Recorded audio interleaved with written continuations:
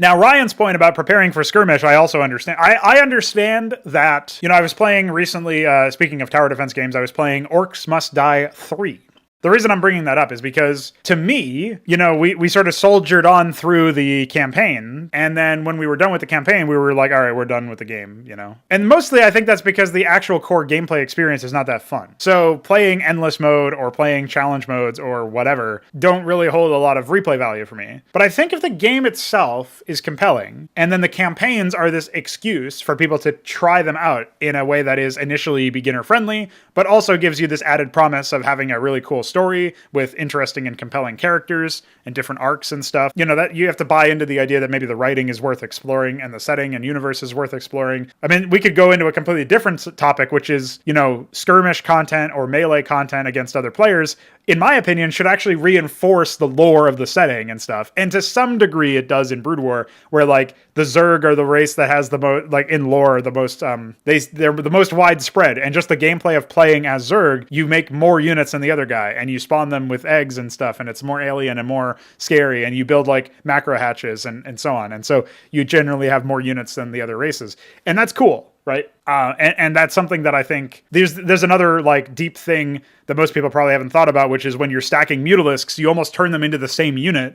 And when one thing is made out of many things, it feels like, almost like an organism sort of merging or emerging out of something else or whatever. So I thought that was kind of neat as like a biological unification or whatever. You could imagine there's all sorts of different weird angles you could take on that.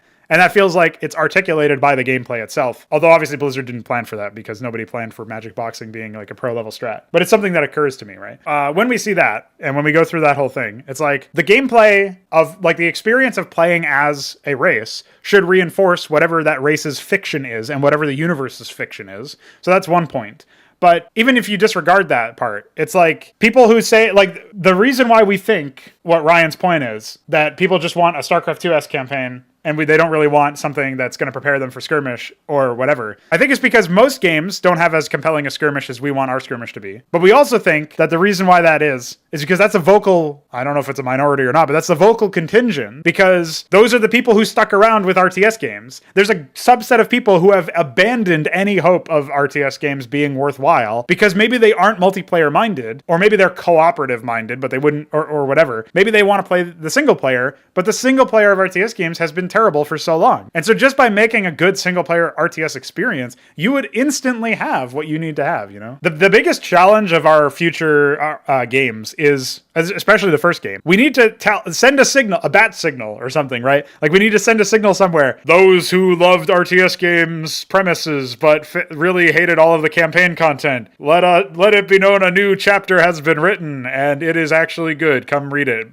By read it, I mean pay us to play the game. And like they do that, right? That we need to somehow say like, hey, to everybody who's just disenfranchised with RTS games, check us out because we're doing it differently and better. We need to somehow do that. And we also, on top of that, need to somehow say, hey guys, those of you who are actually like melee or multiplayer minded, check out our single player content too because it's epic. Like that'll be an easier sell, I think, because those people are already interested in RTS games. And then to everybody who is like the vocal contingent that are saying, we love micro missions and RPG mechanics and gimmicks, and we want those in our RTS campaigns. Like to those people, we have to say, you're wrong, and here's proof. Come play it. Like we somehow need to say all of those things to all of those groups of people. So it's an interesting challenge in, advertising the game to the right people so that they see the right message and they check it out. But I also think word of mouth will help spread the content. Like I'm very confident that the content will be high quality. I'm not as confident that we can market it successfully, but I feel like it's not an impossible challenge. It's just one that I haven't personally done, right? I haven't really bothered being a marketing guy